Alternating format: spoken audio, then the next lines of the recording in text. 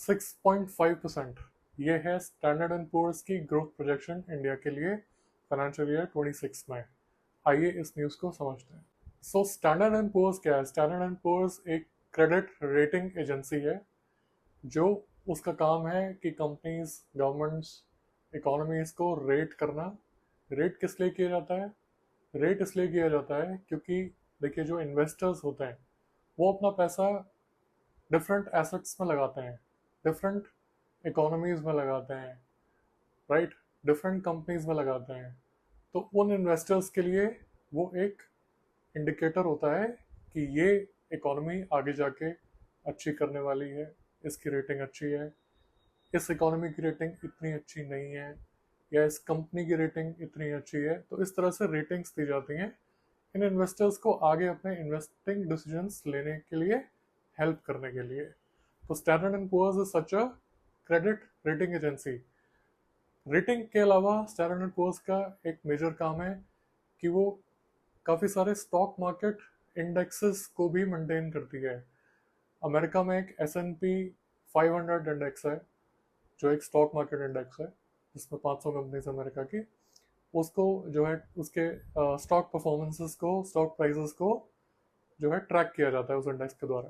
तो anyhow, let's come back to the main news. So S&P ने क्या बोला है? S&P ने बोला है कि जो इंडिया की इकोनॉमिक ग्रोथ है वो एक्सपेक्टेड है कि वो स्टडी रहेगी 6.5% में फाइनेंशियल ईयर 26 में। इसका मतलब क्या हो गया? फाइनेंशियल ईयर 26 का मतलब क्या होता है कि March, sorry, April to March is the financial year. So April 25 to March 26 is FY26. Always remember this, क्योंकि ज़्यादातर इकोनॉमिक जो इंडिकेटर्स हैं वो फाइनेंशियल ईयर में जो है मेजर किए जाते हैं। सो इकोनॉमिक ग्रोथ हमारी 6.5% होने वाली है। अभी 6.5 economic growth, what is this? देखिए, जो इकोनॉमी है, राइट, हमें ये देखना है कि इकोनॉमी हमारी कितनी तेजी से ग्रो कर रही है। अब तेजी से ग्रो करने का मतलब किस चीज में ग्रो कर रही है?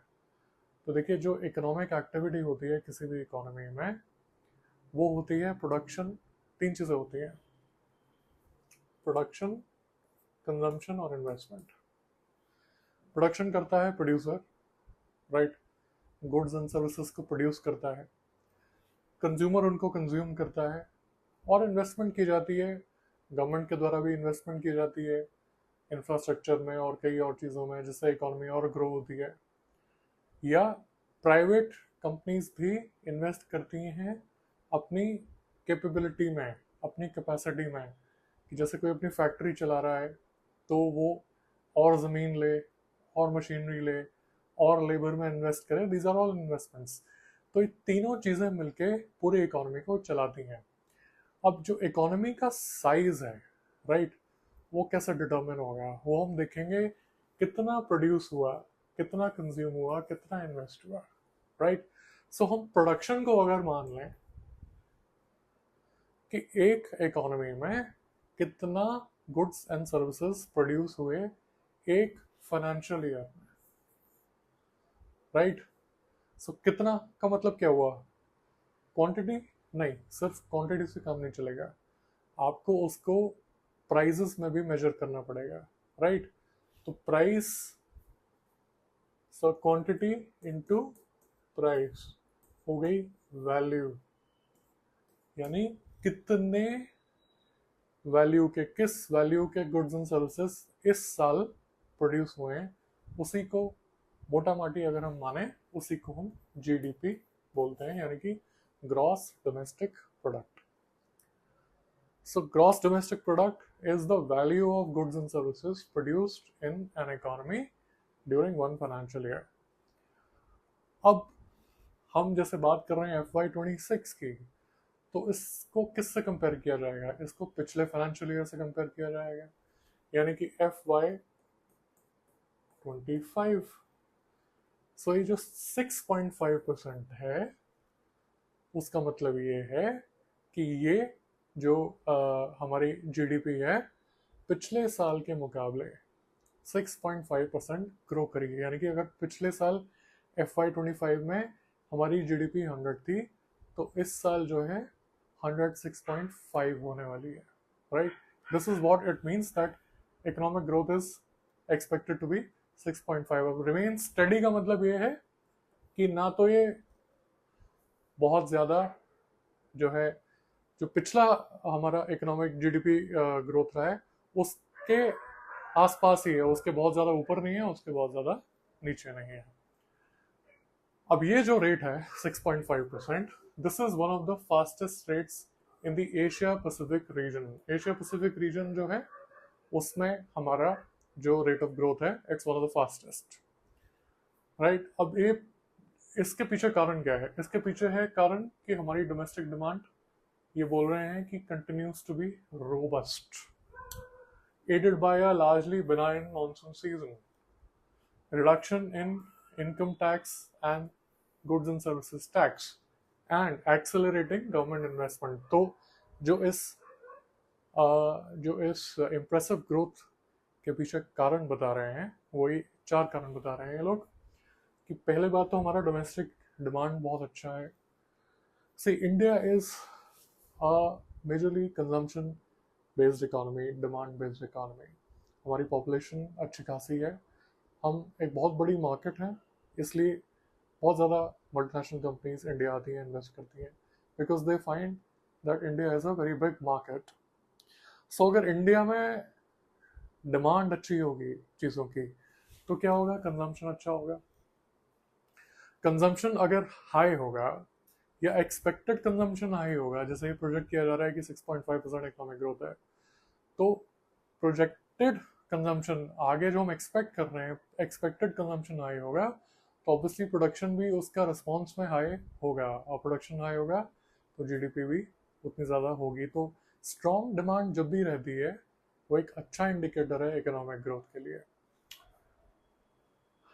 अब ये जो इसके पीछे क्या कारण है, ये डिमांड क्यों एक्सपेक्टेड है कि काफ़ी रोबस्ट, काफ़ी अच्छी होने वाली है, उसके पीछे पहला कारण है कि मानसून सीज़न हमारा अच्छा गया है। देखिए, मानसून सीज़न इंडिया इकोनॉमी के लिए बहुत इंपॉर्टेंट होता है, क्योंकि अच्छे मानसून का मतलब है कि हमारा एग्रीकल्चर प्रोड्यूस काफ़ी अच्छा होगा। हमारा एग्रीकल्चर प्रोड्यूस अच्छा होगा क्योंकि इरिगेशन के लिए अभी भी हम मानसून डिपेंडेंट हैं काफ़ी हद तक। सो हमारा एग्रीकल्चर अगर अच्छा होगा तो हमारी रूरल इनकम्स काफ़ी अच्छी होंगी, जिसकी वजह से डिमांड अच्छी होगी, राइट। सो हमेशा मानसून को ट्रैक किया जाता है, इस साल कितना मानसून एक्सपेक्टेड है, कितना मानसून हुआ है, उसके हिसाब से इकोनॉमिक ग्रोथ प्रोजेक्शंस भी चेंज होती है। तो इस साल अच्छा मानसून हुआ है तो इकोनॉमिक ग्रोथ भी एक्सपेक्टेड है कि अच्छी जाएगी। और reduction in income and goods and services rates, tax rates. Now budget में इनकम टैक्स रेट्स कम किए गए अभी फिलहाल, बहुत ही रिसेंटली जीएसटी रेट्स में भी काफ़ी रिडक्शन हुआ। और क्या होता है कि जब रेट्स में रिडक्शन होता है तो आपकी देखिए 2 चीज़ें हैं। अगर मैं कंज्यूमर की बात करूं, पहली बात है मेरी income, right. Let's say whatever you earn is your income. दूसरी चीज़ है disposable income.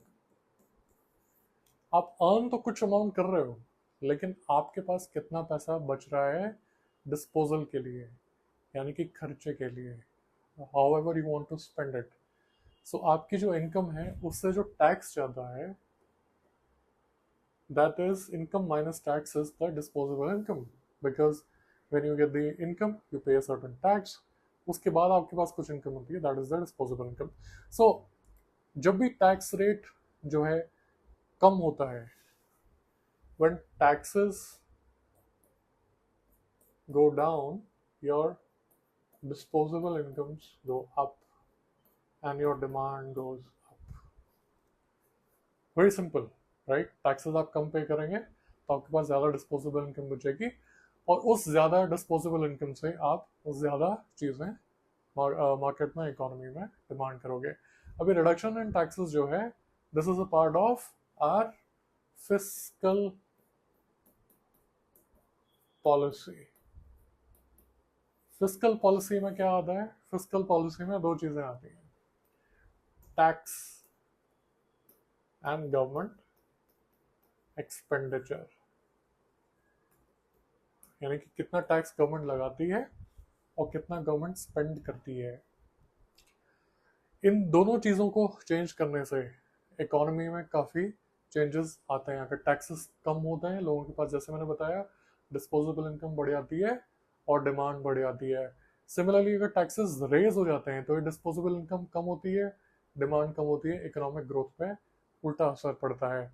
Similarly government expenditure एक बहुत इंपॉर्टेंट पार्ट है हमारी इकोनॉमी का। अगर गवर्नमेंट ज़्यादा खर्चती है चीज़ों पे, ज़्यादा रोड्स बनाती है, ब्रिजेस बनाती है, कई स्कीम्स में इन्वेस्ट करती है, तो उससे क्या होता है कि लोगों की इनकम बढ़ती है। फॉर एग्जांपल कोई लेट्स से फ्लाईओवर्स बन रहे हैं, राइट, तो उन फ्लाईओवर्स में गवर्नमेंट सीमेंट खरीदेगी, राइट, गवर्नमेंट स्टील खरीदेगी, लोगों को एम्प्लॉय करेगी, लोगों को कॉन्ट्रैक्ट्स देगी, लोगों की इनकम बढ़ेगी, लोगों की इनकम बढ़ेगी, अगेन डिमांड जनरेट होगी। सो ये डिमांड जनरेट करने के दो एस्पेक्ट्स हैं, एक तो टैक्सेस आप कम कर दीजिए या गवर्नमेंट एक्सपेंडिचर बढ़ा दीजिए, ये दोनों आता है आपका फिस्कल पॉलिसी में, राइट। सो डिमांड हमारी रोबस्ट रहेगी, मॉनसून अच्छा रहेगा क्योंकि, और हमारा income and goods and services tax जो है कम हो गया है। And lastly accelerating government investment, जैसे मैंने आपको बताया कि अभी गवर्नमेंट इन्वेस्टमेंट काफ़ी चीज़ों में बढ़ी है, बजट्स में काफ़ी चीज़ें अनाउंस हुई हैं, तो इससे क्या होगा कि हमारी डिमांड बढ़ेगी, again a part of fiscal policy. So जो जीडीपी है इंडिया का, it surged to a 5-quarter high of 7.8% in the April to June period. So April to June जो क्वार्टर था उसमें हमारा 7.8% जो है जीडीपी ग्रोथ रहा है, राइट, और ये 5 क्वार्टर्स में सबसे हाई है। सो एक क्वार्टर टू क्वार्टर ग्रोथ हो रही है। Now the firm noted that while investment momentum has been strong, the strength stems from government investment as private investment capex remains sluggish. Again, दो तरह की इन्वेस्टमेंट होती है इकोनॉमी में, या तो गवर्नमेंट इन्वेस्ट करती है और प्राइवेट इन्वेस्टमेंट होती है। तो अभी फिलहाल गवर्नमेंट इन्वेस्टमेंट जो है वो काफ़ी स्ट्रांग है, प्राइवेट इन्वेस्टमेंट थोड़ी स्लगिश है, थोड़ी स्लो चल रही है। तो ज़्यादातर जो इन्वेस्टमेंट में जो ग्रोथ हो रही है वो गवर्नमेंट की तरफ से आ रही है। अगेन टू स्पर कंजम्पशन यानी कि कंजम्पशन को बढ़ाने के लिए जीएसटी काउंसिल, जैसे अभी बताया, टू स्लैब स्ट्रक्चर को अप्रूव किया to reduce tax rates, while in February government announced that incomes up to 12 lakh will be exempted from income tax. So यहीं से फ्लो कर रहा है reduction in income and GST rates, part of fiscal policy, reduce taxes, increase disposable income and increase your demand. आगे बढ़ते हैं। अब एक वार्निंग दी है एसएनपी में। एसएनपी ने क्या बोला है कि हमारा वीकनिंग एक्सपोर्ट और higher tariff and uncertainty will drag growth lower in coming quarters. तो देखिए, डोमेस्टिक डिमांड तो हमारी बढ़ी है और यह बढ़ने का एक्सपेक्टेड है, डोमेस्टिक डिमांड, लेकिन एक दूसरी डिमांड होती है, वो क्या होती है? External demand. जो बाहर की कंट्रीज हमारे गुड्स एंड सर्विसेज कंज्यूम करती हैं, हम उनको एक्सपोर्ट करते हैं, that is the external demand, right. और हम अगर बाहर एक्सपोर्ट करते हैं तो हम फॉरेन एक्सचेंज अर्न करते हैं, चीज़ें हम डॉलर्स में बेचते हैं तो डॉलर्स हमें मिलते हैं, राइट, डॉलर्स हमें मिलते हैं तो हमारी हमको जो है काफ़ी मदद होती है। उन्हीं डॉलर्स से हम जो है अपना लेट्स से इंपोर्ट्स जो है उसको फाइनेंस करते हैं। तो एक्सटर्नल डिमांड कम होने वाली है, क्यों होने वाली है? क्योंकि टैरिफ्स, आप सब जानते हो टैरिफ सिचुएशन क्या चल रही है। यूएस ने टैरिफ्स काफ़ी बढ़ा दिए हैं, 50% कर दिए हैं। इंडिया ऑफ कोर्स कुछ सेक्टर्स एग्जेम्प्टेड हैं, लेकिन एट जनरल लेवल 50% टैरिफ अभी लग रहा है। अब टैरिफ क्या होता है? देखो, वर्ल्ड ट्रेड में क्या होता है कि हर कंट्री चाहती है, क्या चाहती है कि वो एक्सपोर्ट करे मैक्सिमम, इंपोर्ट करे मिनिमम। क्यों क्यों ऐसा है? इंपोर्ट एक खर्चा है, आप चीज़ खरीद रहे हो, या एक्सपोर्ट एक इनकम है, आप अर्न कर रहे हो dollars. So you want to export maximum, import minimum. लेकिन प्रॉब्लम यह है कि हर कंट्री ऐसा कर नहीं सकती है, जितना चाहे पॉसिबल नहीं है, आपको कुछ ना कुछ तो इंपोर्ट करना पड़ेगा। इसके पीछे क्या कारण है? क्योंकि आप सब कुछ खुद नहीं बना सकते। You cannot produce everything that you consume, right? There are some items जो बाहर ही प्रोड्यूस होते हैं या बाहर ज़्यादा एफिशिएंटली प्रोड्यूस होते हैं। एफिशिएंटली यानी कि कम कॉस्ट पे प्रोड्यूस होते हैं। उतने अगर उसको आप प्रोड्यूस करने जाएं तो आपकी कॉस्ट बहुत ज़्यादा उसमें लगेगी, उससे कम कॉस्ट में आप बाहर से इंपोर्ट कर सकते हो। सो सबके पास ये ऑप्शन रहता है कि वो बाहर से चीज़ें इंपोर्ट करें और मैक्सिमम एक्सपोर्ट करें। लेकिन ऑब्वियसली आपको कुछ ना कुछ, जैसे मैंने बताया, आपको कुछ ना कुछ इंपोर्ट करना पड़ता है। तो अब क्या होता है कि आप इंपोर्ट करते हो तो उसमें आपका एक और नुकसान है। आपके यहाँ जो चीज़ आ रही है वो डोमेस्टिक प्रोड्यूसर से compete कर रही है, राइट? और उससे आपकी डोमेस्टिक इंडस्ट्री हर्ट होती है। आपकी डोमेस्टिक इंडस्ट्री हर्ट होती है तो आपकी जो लोकल पॉपुलेशन है उसकी एम्प्लॉयमेंट पे फर्क पड़ता है, उसकी इनकम पे फर्क पड़ता है। तो एक चीज होती है जिसको बोलते हैं प्रोटेक्शनिज्म, कि मैं अपनी डोमेस्टिक इंडस्ट्री को प्रोटेक्ट करूं। कैसे? इंपोर्ट्स रोके। इंपोर्ट्स कैसे रोकेंगे? मैं क्या करूंगा, इंपोर्ट्स जो हो रहे हैं वो एक सर्टन प्राइस पे मैं ले रहा हूँ। जैसे फॉर एग्जांपल मैं 100 रुपए की चीज ले रहा हूँ, अब मैंने अगर उस पर 50% टैरिफ लगा दिया तो वो चीज़ 150 रुपए की हो जाएगी जब वो मेरे पोर्ट पर लैंड करेगी, राइट? तो अब उसकी जो लैंडिंग कॉस्ट इंक्रीज हो गई है। अब लैंडिंग कॉस्ट इंक्रीज हो गई है यानी कि मेरी मार्केट में compete नहीं कर पाएगा मेरे डोमेस्टिक प्रोड्यूसर से। So obviously the imports would be discouraged. So there are tariff सिर्फ एक जरिया है इंपोर्ट्स रोकने के लिए। कई नॉन टैरिफ बैरियर्स भी होते हैं। नॉन टैरिफ बैरियर्स में आपका आता है कि भाई आप जो है कुछ ऐसी रिक्वायरमेंट्स लगा दें कि आपकी जो क्वालिटी स्टैंडर्ड है वो इतनी हाई होनी चाहिए प्रोडक्ट की, तो वो कभी मीट ही नहीं कर पाएगा वो जो एक्सपोर्टर है। So again coming back to this, ये एक्सपेक्ट किया जा रहा है कि हायर टैरिफ से हमारे एक्सपोर्ट्स वीकन होंगे, और इसमें अनसर्टेनिटी काफ़ी है। कितने टैरिफ होंगे, ये टैरिफ कब तक चलेंगे, ये रिड्यूस होंगे कि नहीं होंगे, आज 50% है कल पता नहीं कितने परसेंट हो रहे हैं, बढ़ जाएं गिर जाएं। तो ये अनसर्टेनिटी चल रही है, और अनसर्टेनिटी का एनवायरनमेंट कभी भी इकोनॉमी के लिए या किसी सेक्टर के लिए अच्छा नहीं होता है। Certainty is the most important criteria for economic growth. जितना सर्टेनिटी रहेगा पॉलिसीज में, राइट, उतना जो है बिजनेसेस आगे को प्लान करके चल सकता है। अब कोई, अगर मैं यूएस एक्सपोर्ट कर रहा हूँ तो अगर सर्टेनिटी नहीं है कि कल को टैरिफ कितना होगा, रिड्यूस होगा, कम होगा, तो मैं अपना कैसे प्लान करके चलूँ कि मैं कितना एक्सपोर्ट मुझे करना है अगले 3 महीने में, अगले 6 महीने में। So uncertainty always impacts the growth. अब एसएनपी ने इंडिया की बात नहीं करी है, उन्होंने और कंट्रीज की बात करी है। उन्होंने चाइना का जो ग्रोथ फोरकास्ट है वो बताया है कि 4.6% होने वाला है 2025 में। पहले ये 4.3 था, थोड़ा सा बड़ा है। जापान का उन्होंने बताया 1.1% ग्रोथ ही है। 2.3% है थाईलैंड का, 6.3% है वियतनाम का, राइट? सो ओवरऑल जो एशिया पैसिफिक का ग्रोथ है वो 4.4% उन्होंने बताया, जो कि बढ़ा है पहले 4.1% से। So again trade tensions with United States pose a risk for India. US, जैसे मैंने बताया, impose 50% tariff for India, the highest levy along with Brazil, right? Resilient domestic demand is helping cushion the blow from weaker exports. Again, domestic demand, external demand. अब क्या हो रहा है, external demand तो हो रही है कम, राइट? एक्सटर्नल डिमांड पे काफ़ी फर्क पड़ा है, लेकिन उसको बैलेंस कर दे रहा है हमारा डोमेस्टिक डिमांड, क्योंकि हमारा जो है टैक्स रिड्यूस हुए हैं, इन्वेस्टमेंट बढ़ा है domestically. So there is expected कि इनकम्स बढ़ें, डिमांड बढ़े, तो डोमेस्टिक डिमांड ने कॉम्पनसेट कर दिया है एक्सटर्नल डिमांड में रिडक्शन के लिए।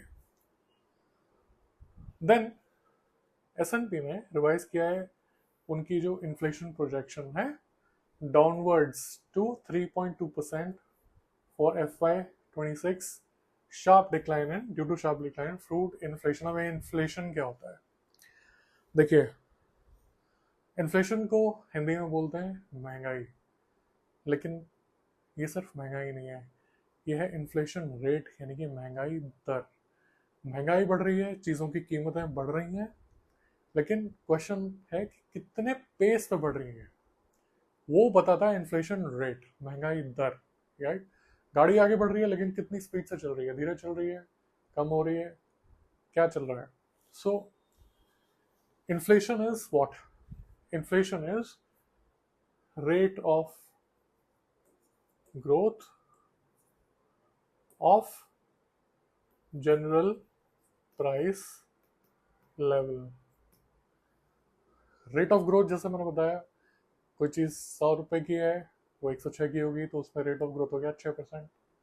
यस, जनरल प्राइस लेवल का मतलब हो गया कि गुड्स एंड सर्विसेज जनरली कितना बढ़ रहे हैं। अब कोई चीज़ जो है 200% बढ़ रही है, कोई 10% बढ़ रही है, लेकिन ऑन एन एवरेज जनरली अगर मैं जितनी रिप्रेजेंटेटिव गुड्स एंड सर्विसेज हैं, वैसे तो इकोनॉमी में बहुत चीज़ें प्रोड्यूस होती हैं, लेकिन मैं अगर एक बास्केट बना लूँ, एक रिप्रेजेंटेटिव बास्केट, राइट, जो एक एवरेज कंज्यूमर इंडिया में कंज्यूम करता है, उसकी बास्केट बनाऊं और उसका प्राइस में अगर ट्रैक करूं, तो वो एक जनरल प्राइस लेवल होगा, उसमें कितना रेट ऑफ ग्रोथ हो रहा है वो बताता है आपका इन्फ्लेशन रेट। और S&P का कहना है कि ये जो इन्फ्लेशन प्रोजेक्शन है, यानी कि आने वाले फाइनेंशियल ईयर 26 में जो इन्फ्लेशन कितनी प्रोजेक्टेड है, होने वाली एक्सपेक्टेड है, वो इन्होंने डाउनवर्ड की है कि कम होगी 3.2% पर।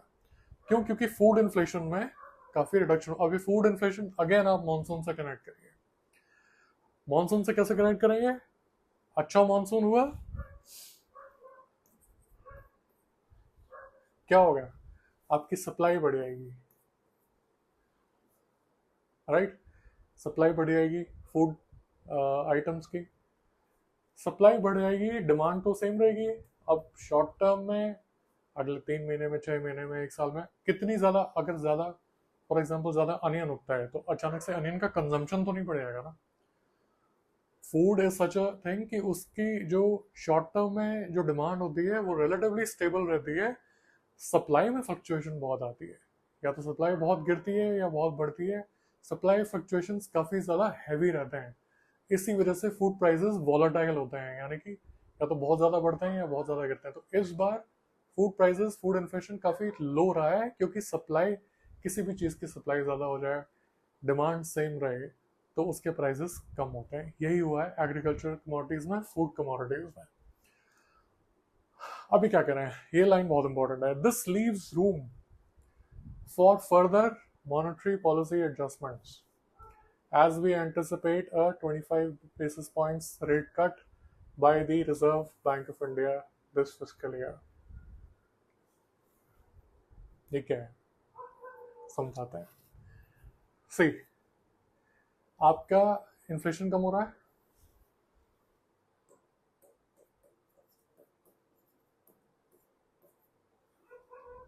प्राइसेस कम हो रहे हैं, या जो मॉनेटरी पॉलिसी है, मॉनेटरी पॉलिसी कौन मेंटेन करता है? सेंट्रल बैंक मेंटेन करती है। यस, मॉनेटरी पॉलिसी का मतलब क्या है? Basically monetary policy is about the supply of money in the economy, right? मैं इकोनॉमी में कितना मनी सप्लाई करूँ, वो किस चीज़ पर डिपेंड करेगा? वो डिपेंड करेगा कि इकोनॉमी में माहौल कैसा है। What do I mean by that? अगर देखिए क्या होता है, अगर इन्फ्लेशन लो है, अगर इन्फ्लेशन लो है, राइट, सो इन्फ्लेशन लो है तो डिमांड अच्छी होगी, जैसे हमने बताया यहाँ पर डिमांड अच्छी होगी तो आपका ग्रोथ अच्छा होगा, ग्रोथ अच्छा, डिमांड अच्छी होगी तो प्राइसेस, लेकिन फिर आपके ऊपर जाने के संकेत हैं। तो लो प्राइसेस से आप सीधे हाई प्राइसेस पे ही पहुंच सकते हो, क्योंकि ग्रोथ अच्छा हो रहा है, ज़्यादा डिमांड हो रही है, सप्लाई लेट्स से मोर और लेस सेम है, राइट, तो आपका इन्फ्लेशन ऊपर चला जाएगा। अगर लो, अगर आपके प्राइसेस हाई हैं तो आपकी डिमांड कम हो जाएगी, डिमांड कम हो जाएगी, आपका ग्रोथ कम हो जाएगा। ये भी प्रॉब्लम है।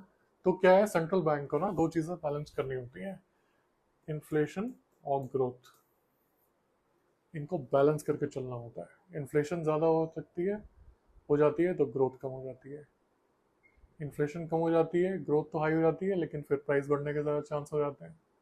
यस, तो ये सेंट्रल बैंक कैसे कंट्रोल करता है? सेंट्रल बैंक कंट्रोल करता है मनी सप्लाई को रेगुलेट करके। अगर मेरे को लग रहा है कि इकोनॉमी में डिमांड कम है, ग्रोथ कम है, तो मैं ज़्यादा पैसा सप्लाई कर दूंगा मार्केट में एज अ सेंट्रल बैंक। लोगों के हाथ में पैसा आएगा तो वो ज़्यादा कंज्यूम करेंगे, ज़्यादा इन्वेस्ट करेंगे। यस, और उससे जो है मेरी इकोनॉमिक ग्रोथ हाई हो जाएगी। ऑन द अदर हैंड मेरे को लगता है कि प्राइसेस बहुत हाई चल रहे हैं, तो प्राइसेस बहुत हाई चल रहे हैं तो मुझे डिमांड कम करनी है, तो मैं क्या करूँगा, मनी सप्लाई कम कर दूंगा। मनी सप्लाई कम करूँगा तो डिमांड कम हो जाएगी। यस, क्योंकि मनी अब जो है उसकी कॉस्ट ऑफ बोरोइंग बढ़ गई है, तो उसकी डिमांड कम हो जाएगी, डिमांड कम हो जाएगी, चीज़ों की डिमांड कम हो जाएगी, चीज़ों की डिमांड कम हो जाएगी, जो है अपने आप प्राइसेस नीचे आएंगे। सो जहाँ पे मैं मनी सप्लाई बढ़ा देता हूँ, मनी सप्लाई बढ़ाने से डिमांड बढ़ जाती है, राइट, डिमांड बढ़ जाती है, मेरी ग्रोथ बढ़ जाती है, लेकिन ग्रोथ बढ़ने से प्राइस बढ़ सकता है। सिमिलरली अगर मैं मनी सप्लाई कम कर देता हूँ, मेरी डिमांड कम हो जाती है, मेरी ग्रोथ कम हो जाती है, right. So all depends on कि मनी सप्लाई सेंट्रल बैंक बढ़ाएगा घटाएगा, ऑल डिपेंड्स ऑन कि आपके इकोनॉमी की सिचुएशन क्या चल रही है। अब इस सिनेरियो में जो S&P हमें बता रहा है कि भाई आपका इन्फ्लेशन लो रहने का जो है चांस है। अब जैसे ही इन्फ्लेशन लो होता है ना, सेंट्रल बैंक को एक मौका मिलता है, अपॉर्चुनिटी मिलती है कि वो मनी सप्लाई बढ़ाए मार्केट में, क्योंकि अभी प्राइसेस लो हैं, तो अगर बढ़ाएगा तो ग्रोथ को जो है सपोर्ट करेगा, क्योंकि कंजम्पशन बढ़ जाएगी। मनी सप्लाई कैसे बढ़ाता है? मनी सप्लाई बढ़ाने का एक बहुत सिंपल तरीका है सेंट्रल बैंक के पास। मनी सप्लाई अगर बढ़ानी है आपको, तो आप कॉस्ट ऑफ बोरोइंग कम कर दो, राइट। अब क्या होता है, सेंट्रल बैंक पैसे देता है बैंक्स को, बैंक पैसे देती है इंडिविजुअल्स को, इंडिविजुअल्स में आपके आते हैं, कंज्यूमर भी आ सकता है, प्रोड्यूसर भी आ सकता है। तो सेंट्रल बैंक अगर कम रेट पे पैसा देगा बैंक को, तो बैंक भी अपना जो जिस रेट पे बैंक दे रहा है कंज्यूमर को, वो भी कम कर देगा। वो कम कर देगा तो कंज्यूमर ज़्यादा कंज्यूम करेगा, क्योंकि उसकी कॉस्ट ऑफ बोरोइंग कम हो गई है, तो इससे मनी सप्लाई हमारी बढ़ जाती है। सिमिलरली अगर मेरे को मनी सप्लाई घटानी है तो मैं रेट बढ़ा दूंगा एज अ सेंट्रल बैंक। जिस रेट पे मैं बैंक को पैसा दे रहा हूँ, वो रेट अगर बढ़ा दूंगा तो बैंक मेरे से कम पैसा लेगा या ज़्यादा रेट पे पैसा लेगा। बैंक भी आगे ज़्यादा रेट पे पैसा कंज्यूमर को पास ऑन करेगा, और कंज्यूमर की कॉस्ट ऑफ बोरोइंग बढ़ गई तो वो कम पैसा बैंक से लेगा, कम चीज़ें डिमांड करेगा, एंड ऑब्वियसली कम चीज़ें डिमांड करेगा तो प्राइसेस कंट्रोल में आ जाएंगे। इसको बोलते हैं मॉनेटरी पॉलिसी। तो जहां फिस्कल पॉलिसी कंट्रोल करती है आपके टैक्सेस एंड गवर्नमेंट स्पेंडिंग, और टैक्सेस कम होने से, गवर्नमेंट स्पेंडिंग बढ़ने से आपकी डिमांड बढ़ जाती है, टैक्सेस बढ़ने से, गवर्नमेंट स्पेंडिंग कम होने से आपकी डिमांड कम हो जाती है, तो वो होती है फिस्कल पॉलिसी, राइट। एंड जो मॉनेटरी पॉलिसी है उसमें क्या होता है, आपका मनी सप्लाई को रेगुलेट करती है सेंट्रल बैंक। अगर जो है मनी सप्लाई बढ़ानी है तो मैं रेट्स कम कर दूंगा, मनी सप्लाई अगर कम करनी है तो मैं रेट्स बढ़ा दूंगा। This is the fiscal policy and the monetary policy. So काफ़ी कुछ कॉन्सेप्ट हमने इस पर्टिकुलर न्यूज़ में समझ लिए हैं। कमेंट्स में अपने क्वेश्चंस आप ज़रूर भेजिएगा, सबका आंसर मिलेगा। और चैनल को सब्सक्राइब करना मत भूलिए, क्योंकि मैं रेगुलर अपडेट्स जो है इकोनॉमिक न्यूज़ की सरल भाषा में, सिंपल लैंग्वेज में आपके अंडरस्टैंडिंग के लिए डालता रहूँगा। So thank you so much.